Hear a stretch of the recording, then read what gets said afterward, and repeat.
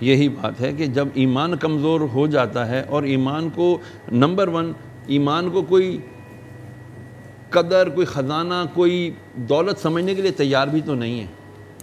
جب ایک صحابی نے عرض کیا رسول اللہ صلی اللہ علیہ وسلم میں جب آپ کے قریب ہوتا ہوں نا تو مجھے لگتا ہے میں ایماندار ہوں، لیکن جب میں آپ سے دور ہوتا ہوں مجھے لگتا ہے کہ میں شاید معاذ اللہ کافر ہو گیا ہوں۔ پوچھا کیوں ایسا سوچتے ہو؟ کہا یا رسول اللہ ایسے ایسے وسوسے آتے ہیں۔ تو سرکار نے تبسم فرمایا صلی اللہ علیہ وسلم، فرمایا بتاؤ چور کہاں جاتا ہے؟ عرض کیا رسول اللہ جہاں خزانہ ہوتا ہے۔ فرمایا تو بس تمہیں اگر وسوسے آتے ہیں تو یہ تمہارے ایماندار ہونے کا بہت بہترین دلیل ہے کہ تمہارے پاس ایمان کی دولت ہے، لیکن ان وسوسوں کو جگہ نہ دینا، ان وسوسوں کو کبھی اپنے ذہن میں جگہ نہ دینا۔ آتے ہیں آنے دو، لا حول ولا قوت الا باللہ یا اعوذ باللہ من الشیطان الرجیم کہہ کے 3 مرتبہ اپنے الٹے کاندھے پہ تھو تھو کر دو، تو یہ تمہارے وسوسے سے جان چھوٹ جائے گی۔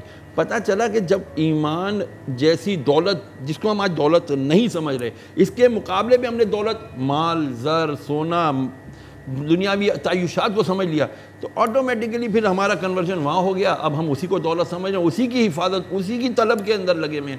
اللہ اور ایمان کو ہم نے چونکہ دولت نہیں سمجھا، اس لیے آج ہماری اس طرف توجہ، اس طرف رغبت نہیں ہو رہی۔